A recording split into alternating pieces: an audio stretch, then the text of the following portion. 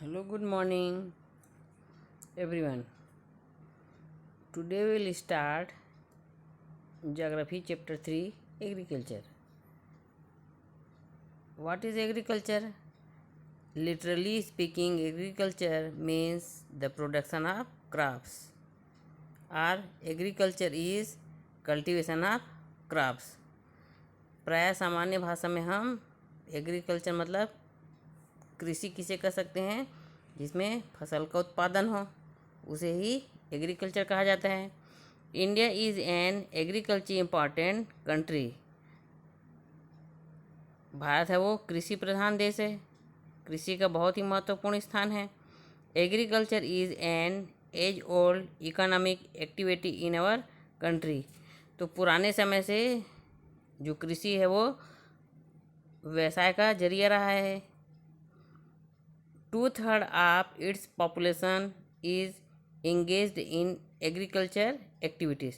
हम देखते हैं कि 2/3 जनसंख्या का 2/3 भाग है वो एग्रीकल्चर पर कार्य करता है।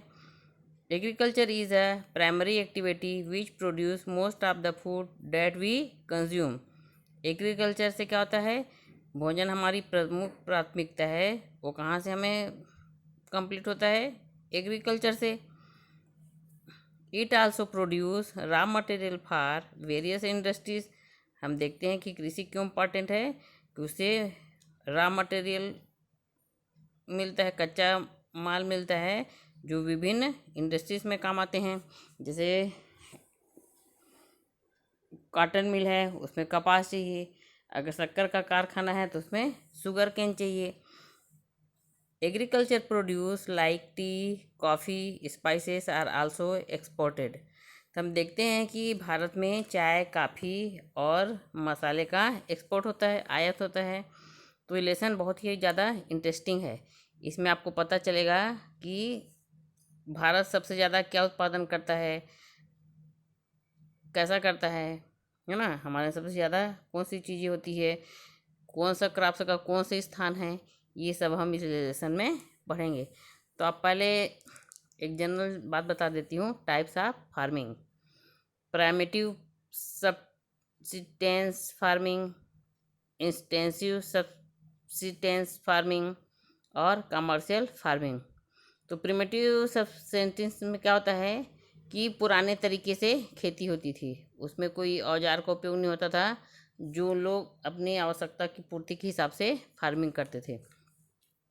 इंटेंसिव फार्म में क्या होता है, इसमें लोग ज़्यादा हो जाएंगे पर खेती उतनी रहेगी।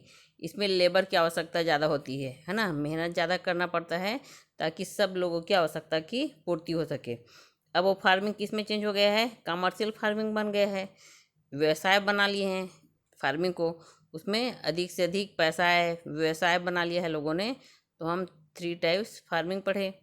अब इसमें आपको नेक्स्ट बताया जाएगा हमारे पूर्वजों द्वारा हजारों वर्ष पहले चयन की गई फसलों का उत्पादन आज भी हम कर रहे हैं। प्रारंभ में फसल उत्पादन मुख्यतः भोजन के लिए किया जा रहा था। कालांतर में मनुष्य कपास, जूट आदि फसलों की भी खेती करने लगा।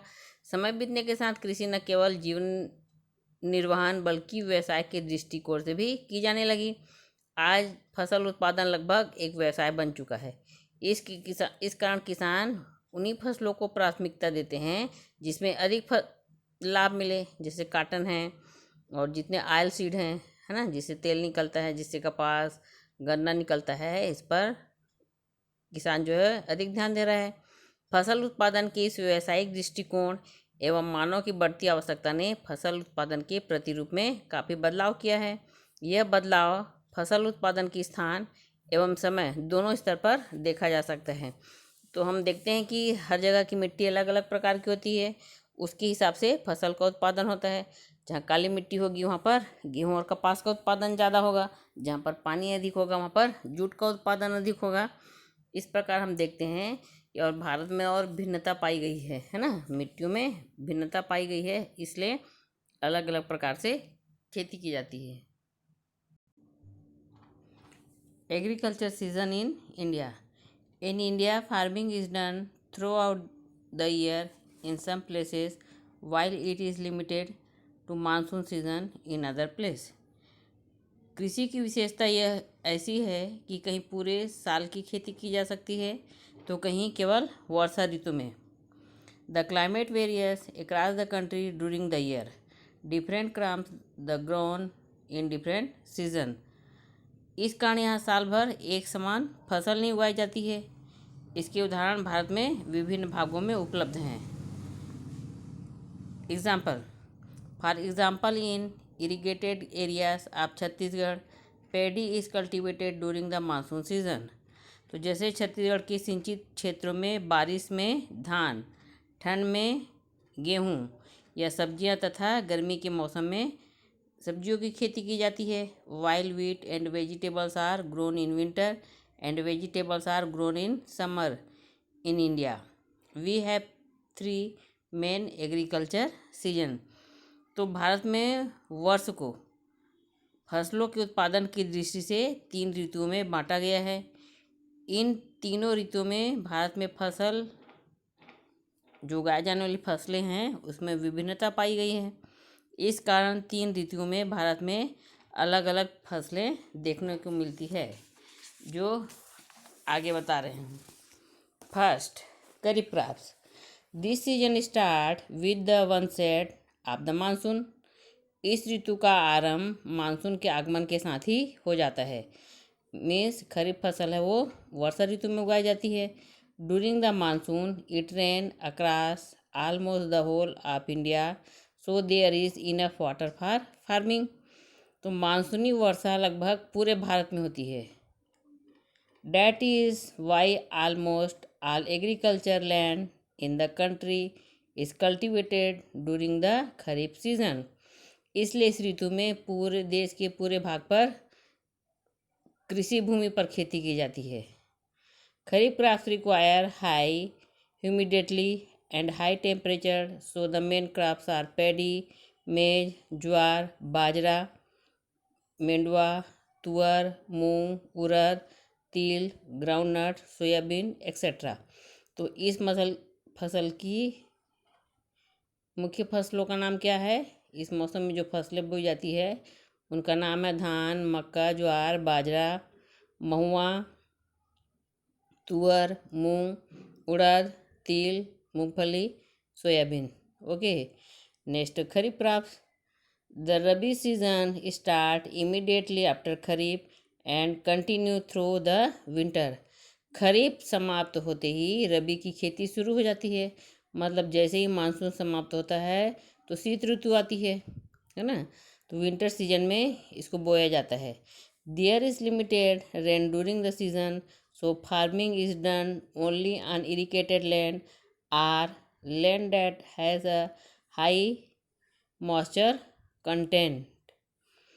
तो वर्षा कम होने के कारण इस ऋतु में वर्षा बहुत कम होती है. अब देखते हैं ठंड ऋतु में वर्षा कम होती है. वर्षा के कम होने के कारण कृषि सिंचित अथवा नमी वाले प्रदेशों में ही की जाती है. तो बारिश के कारण जो भूमि है वो कैसे हो जाती है? नमी आ जाती है इसमें. इस ऋतु में बोई गई फसलें खरीफ की तुलना में बहुत कम हो जाता है. मतलब जो भूमि का रकबा होता है या एक प्रकार से बोलना चाहिए उसका, इस ऋतु में शीत बर्दाश्त करने वाली फसलें बोई जाती है. हर क्रॉप्स का अपना कुछ क्वालिटी पाई गई है. The crops grown in this season are frost resistant. They include wheat, barley, toria, mustard, flaxseed, masoor, chana etcetera. तो रबी की मुख्य फसलें क्या क्या हैं? गेहूँ, जौ, तोरिया, सरसों, अलसी, मसूर, चना आदि. In places where irrigation is available और where there is some rain during rabi paddy is also cultivated. One example is rabi paddy in West Bengal. तो शीतकाल में जहाँ वर्षा होती है या सिंचाई द्वारा पानी की उपलब्धता अधिक होती है वहाँ धान की फसल भी ली जाती है. उदाहरण के लिए इस काल में पश्चिम बंगाल में धान की खेती भी की जाती है ना। तो जहाँ पर वर्षा होती है ठंड ऋतु में, वहाँ पर भी अपन क्या बो सकते हैं, पैडी बो सकते हैं, चावल बो सकते हैं। तो एग्जाम्पल में बताया गया है कि पश्चिम बंगाल में रबी क्रॉप्स में भी क्या जाता है, धान। Zaid, Zaid means Zaid. The agriculture season begin when winter ends. शीत ऋतु के बाद इस ऋतु का आगमन होता है। इसे गर्मा कृषि भी कहा जाता है। It is the season of summer crops when there is no rainfall, so most of the land is left uncultivated. तो इस मौसम में वर्षा नहीं होती है, इसलिए इस समय केवल उन्हीं भागों में वर्षा की जाती है जहाँ सिंचाई की पर्याप्त सुविधा होती है। इस मौसम में बोया गया क्षेत्र और भी संकुचित हो जाता है। Hence irrigation is needed to grow zaid crops which are known by different name like garma, dalwa and boro in different part of in India.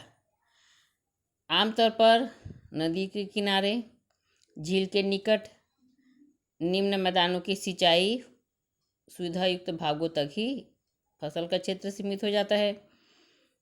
The area sown in Zaid is much lower than in Rabi. Usually Zaid farming is done on river beds, land around lakes and lower plains where irrigation is available. तो हम देखते हैं नदी के किनारे, है ना, और जहाँ पे झील होते हैं वहाँ पर सिंचाई की सुविधा रहती है, इसलिए ऐसे क्षेत्रों में ये सीमित हो जाता है। The crops must be able to tolerate the severe summer's heat. और यह मौसम ग्रीष्म काल की फसलों का है। Cucumber, watermelon, vegetables etcetera and the main crops. In some places such as part of Chhattisgarh plains, irrigated paddy is also cultivated during this season. तो इसमें ये फसल है ग्रीष्म काल का है। इसमें उच्च तापमान सहने वाली फसलों का उत्पादन होता है। इस मौसम की प्रमुख फसलें खीरा, ककड़ी, तरबूज, सब्जियां आदि। इस मौसम में सिंचाई आधारित धान की खेती भी की जाती है, जो छत्तीसगढ़ के मैदानी भागों में देखी जाती है। तो छत्तीसगढ़ में आप देखना वाटरमेलन, तरबूज, ककड़ी सब्जियां ज़्यादा पाई गई हैं। अब अपन पढ़ेंगे agriculture production in India, Bharat में फसल उत्पादन। तो 51 से लेके अभी आपका 2010-11 तक इस बुक में दर्शाया गया है कि कौन से फसल का उत्पादन कितना था, अभी कितना बढ़ा और कौन सा कम हुआ। Agriculture production is a total volume of quantity of the harvested crops. तो फसल उत्पादन का अर्थ कृषि से प्राप्त होने वाली उपज की मात्रा से है। In India agriculture production has increase almost 5-fold over the last 60 year. तो 60 वर्षों में कृषि उत्पादन में वृद्धि हुई है। अगर हम कहते हैं कि स्वतंत्रता के बाद सबसे ज़्यादा विकास किस क्षेत्र में हुआ है, तो हम कहेंगे कृषि क्षेत्र में, एग्रीकल्चर में। In 1951 our total food grain production was 51 million tons. तो देश में अनाज का कुल उत्पादन 1950 से 51 में 51 मिलियन टन था, जो 2010-11 में बढ़कर कितना हो गया है, 244 मिलियन टन हो गया है। अनाज के उत्पादन में विगत 60 वर्षों में 5 गुना वृद्धि हुई है ना। It increased to 244 million tons in 2010-11. During this period, India's population increased threefold from 36 crore in 1951 to 121 crores in 2011। इस प्रकार हम देखते हैं कि 5 गुना वृद्धि हुई है। जैसे 1951 में हमारे देश की जनसंख्या कितनी थी, 36 करोड़ थी, और 2011 में कितनी हो गई, 121 करोड़ हो गई है। तो hence food grain production increase more rapidly than increase in population. तो पिछले 60 वर्षों में जनसंख्या की तुलना में अनाज उत्पादन में अधिक वृद्धि हुई है। Oil seed production rose 6-fold from 5 million tons in 50-51 to 32 million tons in 210-11। तो जो दाल का उत्पादन है वो 8 मिलियन टन था कब 1950 से 51 के बीच में, और 2010-11 में 18 मिलियन टन हो गया है। 8 का 10 बन गए, 18 बन गए हैं, है ना। इस प्रकार हम देखते हैं कि 10 गुना इसमें वृद्धि हुई, 2 गुना वृद्धि हुई है। इस काल में दाल के उत्पादन में लगभग 2 गुना वृद्धि हुई है। So the growth in pulses production has been lower than that some other crops. The growth in production has varied from crop to crop. इस प्रकार देश के में दाल के उत्पादन में कम वृद्धि हुई है। यह पहले 6 गुना अधिक है। इस प्रकार उत्पादन में वृद्धि होते गई है। ये आपका ग्राफ बना हुआ है, उसमें हम देखेंगे।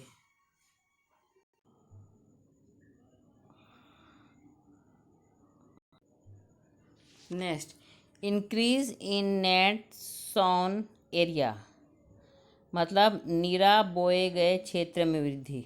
अब नीरा किसे कहते हैं उसको बता रही हूँ। Sown area refers to the total land on which crops are sown. In this area increases than production increase. India has a fixed land mass. तो बोए गए क्षेत्र का आशय उस भूमि से है जिस पर फसल बोई जाती है। यदि बोए गए क्षेत्रफल में वृद्धि हो तो उत्पादन में भी वृद्धि हो जाती है। This fixed area has different features and usage, forest, desert, agriculture land etcetera. Bharat का क्षेत्रफल निश्चित है। इस निश्चित भूमि पर अलग अलग उपयोग है। हमने इसके पिछले पार्ट में पढ़ा था कितना प्रतिशत भाग को एग्रीकल्चर के लिए छोड़ा गया है, कितने प्रतिशत भाग को चारागाह के लिए छोड़ा गया है, कितने प्रतिशत भाग को वन के लिए छोड़ा गया है, और कितने प्रतिशत भाग को कृषि के लिए छोड़ी गई है। तो इस कारण यदि खेती की भूमि बढ़ाते हैं तो दूसरी ओर भूमि कम हो जाती है। If you want to increase the area under agriculture we will have to clear forest और इरीगेट द डेजर्ट। तो उदाहरण के लिए यदि कृषि भूमि का विस्तार करना है तो जंगलों को साफ करना होगा, है ना। In the last 60 years the area under agriculture has expanded with the major expansion taking place in the 1950। तो कृषि भूमि में यह विस्तार 1950 के दशक में हुआ। इसके पहले एग्रीकल्चर में ध्यान किसी का नहीं जाता था, जमींदारी सिस्टम था, उसमें जमींदार लोग खेत को ले लेते थे, है ना। The area has remain more और less the same since then. Small changes in area can be accounted for by more land left fallow during an agriculture season or agriculture land put to other uses।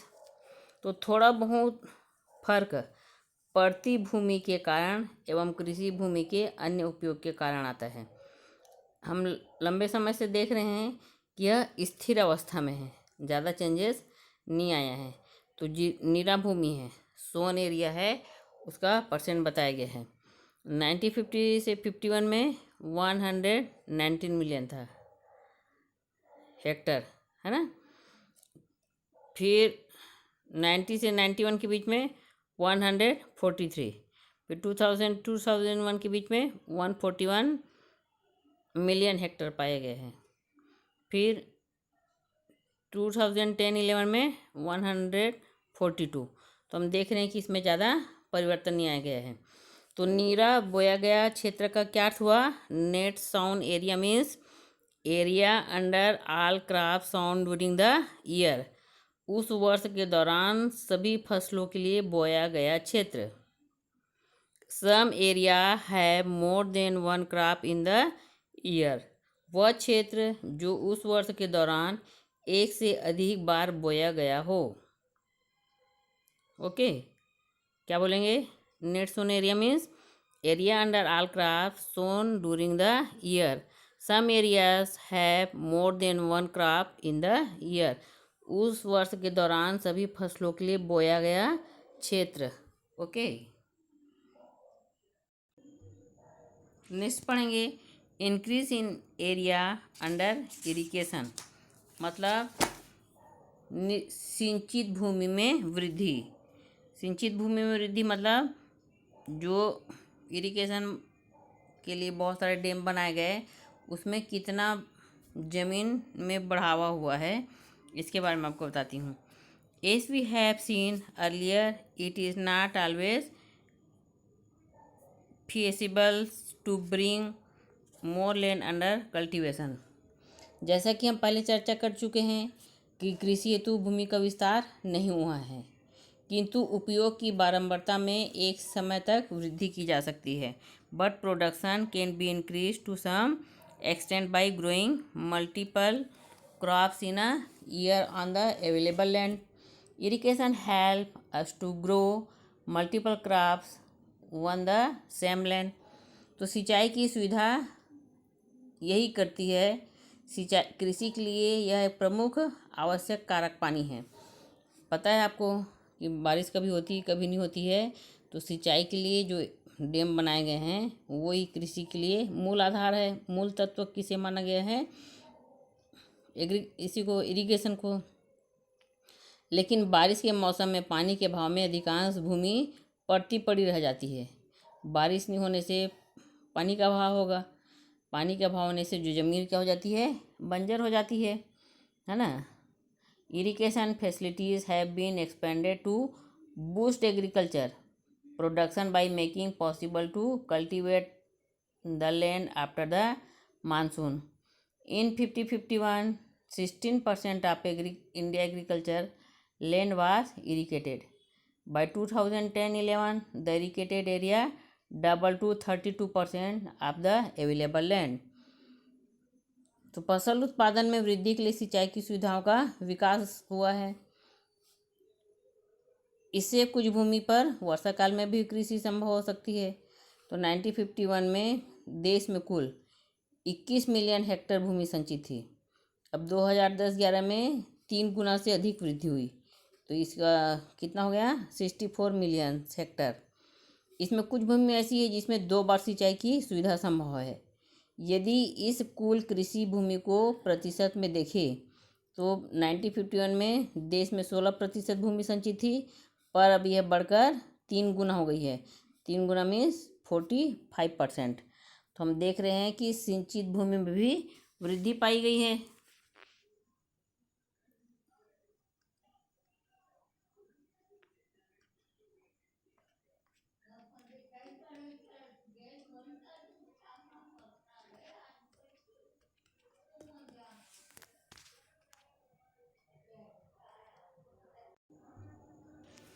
Our irrigation needs are largely being met by dams or subsurface water. तो सिंचाई की सुविधा के विस्तार से उत्पादन में वृद्धि के लिए अधिक उपज देने वाले बीजों का प्रयोग किया जाने लगा तथा एक ही खेत में रबी एवं जायद मौसमों में उत्पादन का भी विस्तार किया गया. तो हम देखते हैं कि कुछ फसलों में पानी की अधिक आवश्यकता होती है तो दोनों को बोया गया, क्योंकि सिंचाई के साधन से क्या हो गया? पानी पर्याप्त मात्रा में मिलने लगा. इसलिए रबी और जायद फसल दोनों को एक साथ बोया गया. इसके लिए पानी की आवश्यकता थी. पानी की यह आवश्यकता बांध एवं भूमिगत जल से पूरी की जा रही है ना. अब इसमें पंजाब एंड हरियाणा इसका सबसे बड़ा एग्जाम्पल है. पंजाब एंड हरियाणा में क्या हो रहा है? सबसे ज़्यादा पानी का उपयोग किया जाता है. तो उसके कारण क्या हो गया है? जल स्तर नीचे चला गया है. ऐसा कहा जाता है कि in Punjab and Haryana the water level has fallen by 4 to 6 metres. This has led to borewell drying up. तो उसके कारण कई नलकूप सूख गए हैं, है ना. If ground water continues to be exploited at the rate it is possible that all the borewells will dry up in the nature future. Near future. तो एक दिन ऐसा आएगा, ज़्यादा अधिक पानी का उपयोग करेंगे तो क्या हो जाएगा, सारे जो बोरवेल हैं वो क्या हो जाएंगे, ड्राई हो जाएंगे, सूख जाएंगे। That is why it is important to use only as much groundwater as can be recharged। तो इसलिए आवश्यक है कि हम उतने ही जल का उपयोग करें जितना कि रिचार्ज संभव हो सके। बिना रिचार्ज के अपन क्या कर सकते हैं, पानी की कमी आ जाएगी, फिर उस पानी को हम कहाँ से लाएंगे। अब नेक्स्ट आएगा इंक्रीज इन प्रोडक्टिविटी, मतलब उत्पादकता में वृद्धि कितना हुई है। तो देखिए हम कंटिन्यू कैसे किसके किसके बारे में पढ़ा हमने। पहले पढ़ा हमने फसलें कितने प्रकार की हुई, फिर उसके बाद किस किस क्षेत्र में कितना प्रतिशत वृद्धि हुई, नीरा बोए गए क्षेत्र में कितनी वृद्धि हुई, फिर सिंचित भूमि में कितना वृद्धि हुई, अब उत्पादकता में कितनी वृद्धि हुई। उत्पादकता का से आप तो समझ गए, निश्चित भूमि पर फसल के उत्पादन से है। Productivity means increasing agriculture production from the same plot of land. तो निश्चित भूमि पर फसल के उत्पादन से है। ऊपर हमने देखा कि भूमि की मात्रा निश्चित है, इस पर सिंचाई की सुविधा का विस्तार भी निश्चित समय तक ही किया जा सकता है। इस कारण मानव ने प्रति हेक्टेयर उत्पादकता में वृद्धि का प्रयास किया, उसमें एक सीमा तक सफल भी रहा उसने। उत्पादकता में हम देख रहे हैं कि सर्वाधिक गेहूं एवं मक्का की फसल दर्ज की गई है। पहले हमारे यहाँ गेहूं और मक्का नहीं होता था, हमको दूसरी जगह से मंगाना पड़ता था। तो गेहूं और मक्का में भारत ने सबसे ज़्यादा उत्पादकता में रिकॉर्ड बनाया है। Expanding irrigation is also possible only up to a limit. That's why human have always try to increase productivity per unit of land and have success to some extent. Productivity increased the most in the case of wheat and maize. In 1950-51 the average yield per hectare for wheat was 663 kg. This increased to 2938 kg per hectare in 2010-11। तो हम देख रहे हैं कि जो 2010-50-51 में गेहूं की उत्पादकता कितनी थी, 663 किलोग्राम हेक्टर थी, जो 11 में बढ़कर 2938 किलोग्राम हो गई है। वैसी ही मक्का की उत्पादकता पहले कितनी थी, 547 किलोग्राम प्रति हेक्टर, और अब 2540 किलोग्राम प्रति हेक्टर हो गई है। इसके विपरीत दाल की उत्पादकता में गेहूं और मक्का की तुलना में कम वृद्धि दर्ज की गई है। पहले 1951 में दाल की उत्पादकता कितनी बताई गई है, 444 किलोग्राम प्रति हेक्टर थी, जो 2010-11 में बढ़कर 689 किलोग्राम प्रति हेक्टर हो गई है। तो कमी किस में पाई गई है, इंक्रीज किस में हुआ है, पल्सेस में, है ना। पल्सेस में ज़्यादा इम्प्रूव नहीं किया है, पर गेहूं और मक्का में भारत ने सबसे ज़्यादा बढ़ोतरी की है। Many factor they are responsible for increasing productivity including experimenting with high yielding seeds, using chemical fertilisers and pesticide etcetera. तो उत्पादकता में वृद्धि के लिए भी कई नए नए उपयोग किए जाएंगे। आप देख रहे हो क्या करता है, अच्छे उपज वाले बीजों का चुनाव किया जाता है। सरकार कम रेट में किसानों को अच्छे बीज देती है, और रासायनिक उर्वरक, है ना, केमिकल फर्टिलाइजर से क्या होता है, फसल के उत्पादन में दुगुना वृद्धि हो जाती है। और कीड़े लग जाते हैं तो पेस्टिसाइड किया जाता है, कीटनाशक का उपयोग किया जाता है। पहले पारंपरिक बीजों का उपयोग किया जाता था, है ना। पहले वो लोग केमिकल वाले या हाइब्रिड वाले बीज पर विश्वास नहीं करते थे। एक traditional seeds were sound, research with the seeds help to develop higher yielding varieties. तो पारंपरिक बीजों की तुलना में नए बीजों के प्रयोग से उत्पादन में अधिक वृद्धि हुई है। और क्या बताया गया है इसमें, improved seeds and chemical fertilizers were the base of green revolutions, with fertilizer giving immediate increasing in production in 1951। हरित क्रांति का आधार क्या है? उन्नत बीजों और उर्वरकों को माना जाता है। What is green revolutions? हरित क्रांति क्या है? उन्नत बीजों और उर्वरकों को माना गया है। रासायनिक उर्वरक उत्पादकता में तात्कालिक वृद्धि का माध्यम है। तो 65-66 में इंडिया में 7.5 लाख उर्वरक का उपयोग किया जाता था, है ना। और अब बढ़कर कितना हो गया वो 174 लाख टन, इतना अधिक बढ़ोतरी हुई है। But the quest for higher yield led to rampant use of chemical fertilizer and pesticide। पर क्या होता है, उत्पादन में वृद्धि के चलते अपने स्टेट के विकास बताने के लिए, इनकम बताने के लिए ज़्यादा रासायनिक खाद और कीटनाशक दवाओं का उपयोग किया जा रहा है। वो क्या हो रहा है, वो दीर्घकालिक दुष्परिणाम के रूप में दिखाई देने लगे हैं। उसे जो जितनी भी बीमारियाँ आ रही है वो किसके कारण आ रहा है? केमिकल फर्टिलाइजर और पेस्टिसाइड के कारण। Today we are seeing the negative impact of such excessive use. These chemicals have severely compressed soil fertility in the long terms। इसके परिणाम स्वरूप क्या होता है, भूमि की उत्पादक क्षमता में कमी आ जाती है। जितना होना चाहिए उतना कम होने लग गया है ना। उसकी उत्पादकता में कमी आती गई है। खेत क्या होते जा रहे हैं, बंजर होते जा रहे हैं। Soil fertility in the long terms with agriculture feed turning barren. तो खेत क्या होते जा रहे हैं, बंजर होते जा रहे हैं। अधिक किसी भी चीज़ का उपयोग करोगे तो उसमें उतनी क्षमता नहीं रह पाती। अगर आपको दिन भर काम कराया जाएगा तो हमारे में उतनी कैपेसिटी नहीं रह पाएगी। वैसी सॉइल में पाया गया है, मिट्टी में पाई गई है, उसकी उर्वरता क्षमता कम हो गई है। इसका सर्वाधिक उपयोग पंजाब में किया गया, इसलिए सर्वाधिक दुष्परिणाम भी कहाँ नज़र आ रहे हैं, पंजाब में नज़र आ रहे हैं। हमारे खान पान में जहरीले तत्व शामिल हो गए हैं, जिससे कई प्रकार की बीमारियाँ फैलते जा रही है। इस अंधेरे रास्ते से निकलने के लिए, उत्पादक क्षमता को बढ़ाने के लिए विकल्प ढूंढने की ज़रूरत है। हमको खुद रास्ता निकालना है इसके लिए कि हमें क्या करना चाहिए। प्रॉब्लम से बचिए हम रह सकते हैं। Improved seed, chemical fertilise and pesticide are expensive. और ये काफ़ी महंगे भी होते हैं। जितने उन्नत बीज रहेंगे, केमिकल फर्टिलाइजर रहेगा और पेस्टिसाइड एक्सपेंसिव होते हैं। So they raise the cost of cultivation.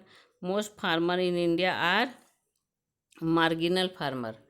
इन कारणों से उत्पादन लागत में काफ़ी वृद्धि हुई है।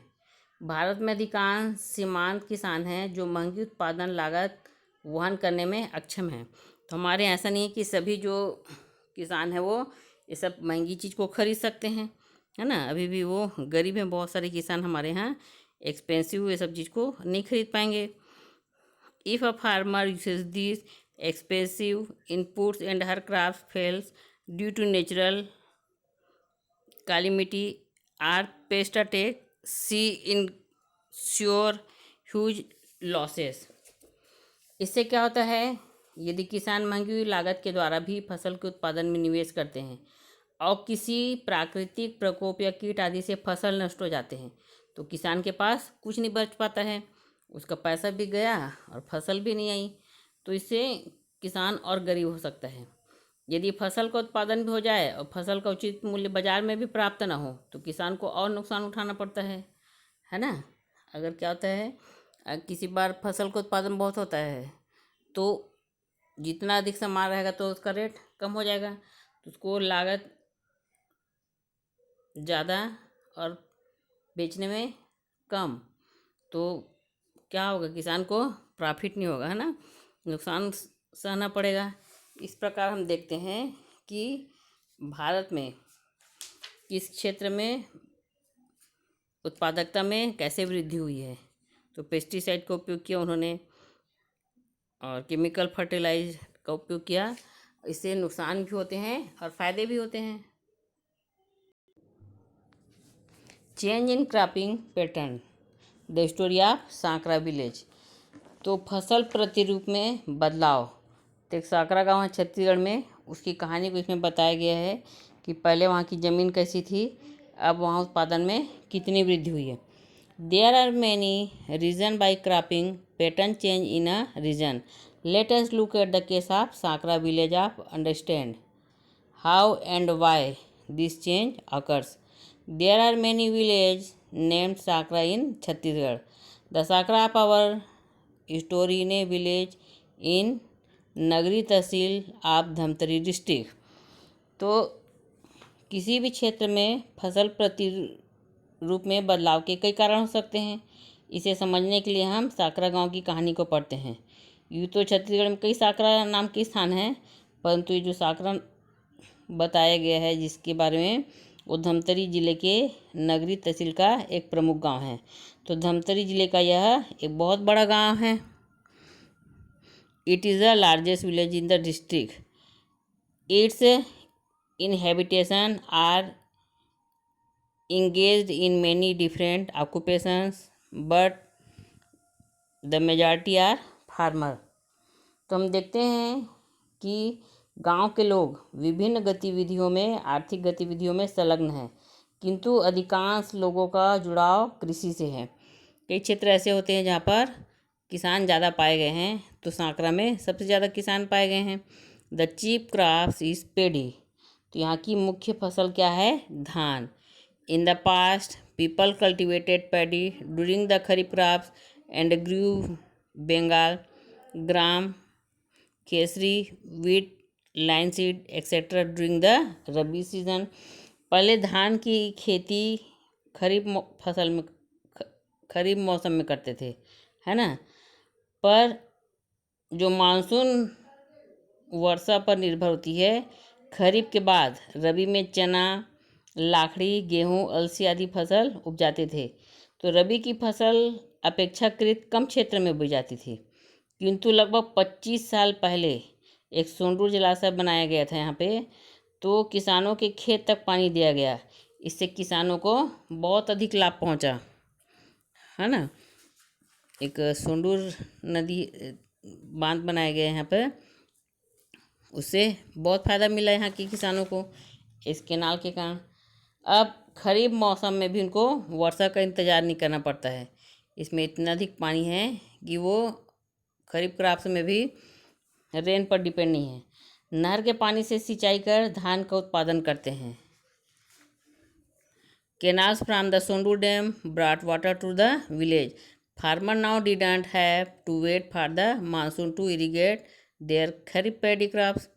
With irrigation, they also began cultivating paddy is rabi as well. The flood irrigation from the canals suited paddy cultivation but did not suit crops such as gram, kesari and linseed, but require very little water and cannot grow in water-logged field. So the farmer gradually stopped growing these crops. The government also launched a paddy procurement scheme in encourage more and more farmer to grow paddy during the rabi season. तो हम देखते हैं कि उनको खरीफ के मौसम में भी पानी का इंतज़ार नहीं करना पड़ता है। किसानों को भरपूर पानी में दिया गया है। यह पानी के साथ दिया जाता है जिसमें सभी खेतों को इतनी मात्रा में पानी मिल जाए कि वहाँ आसानी से धान की फसल हो सकती है। किंतु जहाँ पे कम पानी की आवश्यकता होती है, जैसे चना है ना, लखाड़ी है, गेहूँ है, अलसी है आदि, नहीं हो सकती। शासन के द्वारा किसानों को न केवल पानी उपलब्ध कराया गया है, बल्कि यहाँ धान की भी खरीदी की व्यवस्था की गई है। इससे किसान धान की खेती की ओर प्रोत्साहित हुए हैं। और रबी फसलों में भी कई किसानों ने गेहूँ, चना, अलसी, खेसारी आदि की खेती छोड़ दी है। तो जिसमें उनको ज़्यादा फायदा हो रहा है उसको बोना चाह रहे हैं, क्योंकि पानी पर्याप्त मात्रा में है और धान को क्या चाहिए? ज़्यादा पानी चाहिए। तो उस चक्कर में लोग गेहूँ, चना को भी बोना कम कर दिए हैं। इससे प्रदेश में धान का उत्पादन बढ़ा, चना, अलसी, लाखड़ी आदि फसलों का उत्पादन कम हुआ। इस प्रकार शासन के द्वारा उठाए गए कदम से गांव के फसल प्रतिरूप में बदलाव आया गया है। वो ऐसा नहीं देख रहे हैं कि हमें सब बोना है, उनका ध्यान किस ओर है, ओनली पेडी की ओर है। We can thus see how a development project such as the Sondu Dam changed the cropping pattern in Sankra village by providing irrigation to farmer. It led to paddy cultivation throughout the year and a steep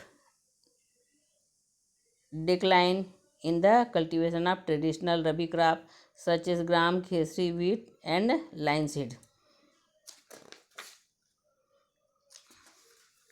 अब यहाँ के किसान भी कुछ समस्याओं से ग्रस्त हैं। उनका क्या कहना है कि अभी रबी मौसम में चना, गेहूँ, अलसी आदि की खेती चाह कर भी नहीं कर पा रहे हैं, क्योंकि खेतों में एक साथ पानी को बहा दिया जाता है, जिससे क्या हो जाती है, मिट्टी गीली हो जाती है। अब उस पर खेती ही संभव है, धान की खेती ही संभव है, अन्य प्रकार की फसल नहीं बो पाते। किसान अब खेतों में एक ही प्रकार की फसल धान बार बार लगा रहे हैं, इससे भी खेतों की उर्वरता क्षमता कम हो जाती है। ऐसा कहा जाता है कि एक बार में एक ही फसल मत बोया जाए, है ना, फसल में परिवर्तन होना चाहिए। धान बो, उसके बाद फिर गेहूँ चना बोइए, उसके बाद फिर सब्जी बो, ऐसा कहा जाता है, उसकी उर्वरता क्षमता बनी रहती है। पर वहाँ की किसानों को इस बात का दुख है कि वहाँ की मिट्टी की जो प्राकृतिक उर्वरता है वो समाप्त होते जा रही है ना। तो जैसे चना, खेसारी आदि दलहन वर्ग की फसल मिट्टी में नाइट्रोजन को संवर्धित करने में सहायक होती है। तो जो चना, खेसरी है, वो क्या करता है, मिट्टी में नाइट्रोजन की क्षमता को बढ़ाता है। तो नाइट्रोजन की क्षमता बढ़ने से क्या होता है, फर्टिलाइज ज़्यादा होता है इसमें, मिट्टी में। This monocropping has depleted soil fertilise because there is no crops rotation with the pulses crop that fix nitrogen in the soil. The earthworm population in the soil has also declined. अब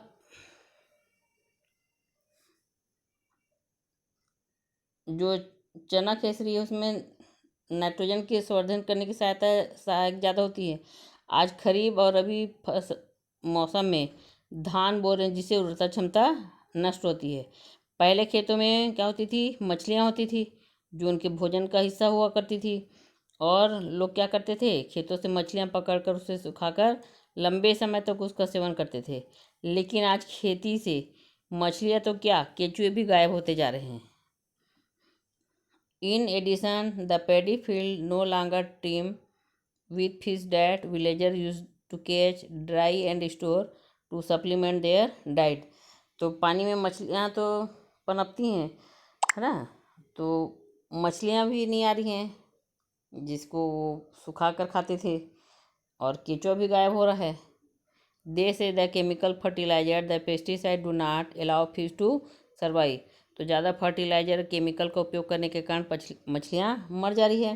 and the changes in the usage of farm yard manure.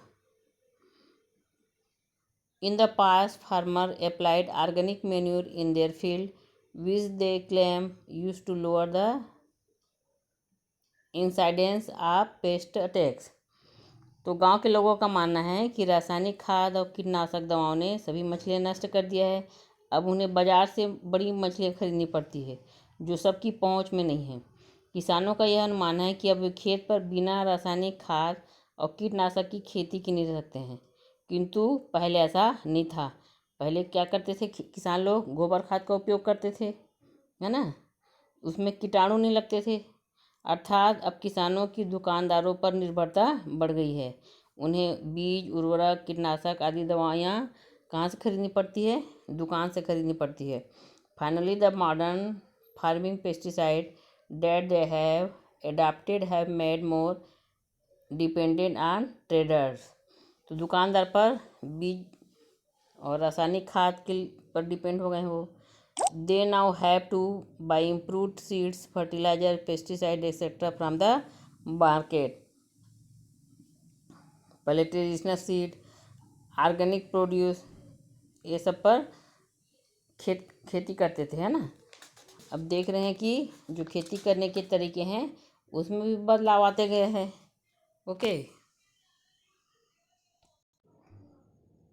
Next पढ़ेंगे globalisation and Indian agriculture, भूमंडलीकरण एवं भारतीय कृषि। Globalisation is the process in which countries economy is integrated into the world economy. भूमंडलीकरण का आशय है किसी देश की अर्थव्यवस्था का विश्व की अर्थव्यवस्था के साथ समन्वय। मतलब हम इतना अधिक डिपेंड हो जाए ताकि दूसरे देश को भी अपन सप्लाई कर सके कोई क्रॉप्स को, तो वहाँ की भी अर्थव्यवस्था सबल होगी और अपने देश की भी अर्थव्यवस्था सबल होगी। तो इसका मतलब क्या हुआ, भूमंडलीकरण का आशय है किसी देश की अर्थव्यवस्था का विश्व की अर्थव्यवस्था के साथ समन्वय, है ना। The main objective of globalisation is to reduce trade barrier so that good can move freely from one country to another. तो इसका मुख्य उद्देश्य क्या है, मेन एम क्या है इसका, व्यापार अवरोधों को कम करना जिससे वस्तुओं का विभिन्न देशों में बेरोक टोक आदान प्रदान और व्यापार हो सके। मतलब हमारे यहाँ जिस चीज़ की कमी है हम दूसरे देश में मंगा सकते हैं, हमारे यहाँ जिस क्रॉप्स का अधिक उत्पादन हो रहा है हम दूसरे जगह भेज सकते हैं। तो बिना रोक टोक के व्यापार करना, ये क्या है, भूमंडलीकरण। आज कृषि एक व्यापार बन चुका है। अपने देश की खाद्य सुरक्षा एवं इस व्यापार पर कब्जा करने के लिए विकसित देशों के द्वारा कई कदम उठाए गए हैं। इंडिया है वो तो यहाँ खेती होती है, पर हम देखते हैं कि विदेशों में भी कृषि पे बहुत सारे नए नए विकास हुए हैं। The developed countries have taken number of step of strengthen then food security and control the trade in agriculture commodities. We will now discuss how this is बिगिन डन। अब इस संबंध में हम कुछ उदाहरण हैं जो कदम उठाए गए हैं विदेशों के द्वारा, इसको बताएंगे। The developed country heavily subsidise agriculture organisation for their farmer. तो विकसित देशों की सरकारों द्वारा अपने किसानों को क्या दिया जाता है, भारी मात्रा में अनुदान दिया जाता है।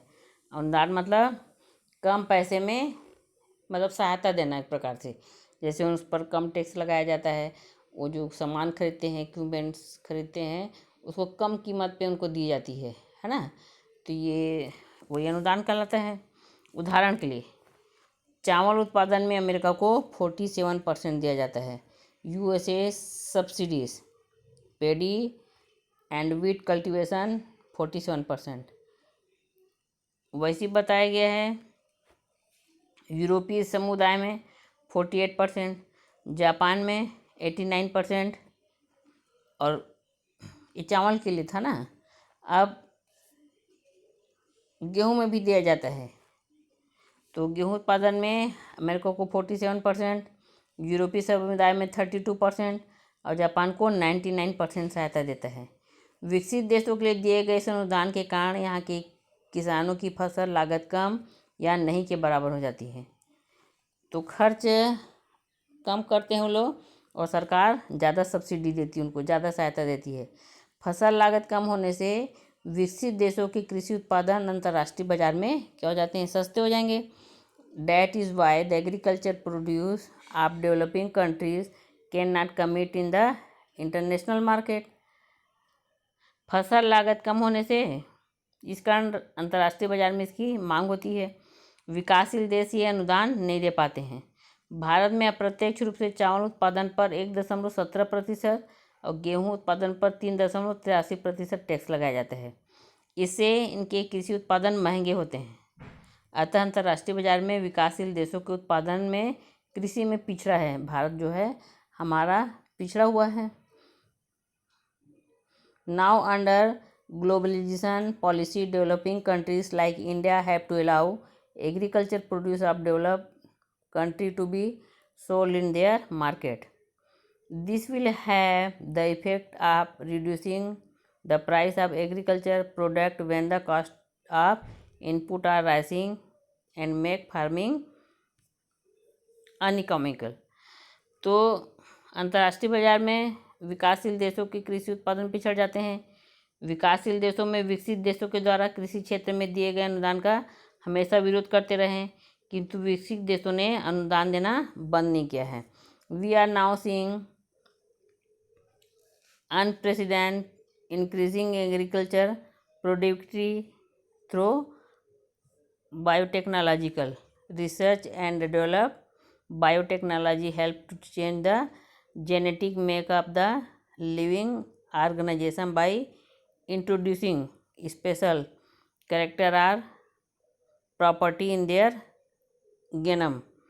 तो जैव प्रौद्योगिकी के द्वारा जीवन रूपों में उनके आधारभूत स्तर है उस पर हेरफेर किया गया है, ताकि उनमें जो विशिष्ट गुण हैं वो फिर से उत्पन्न हो सके।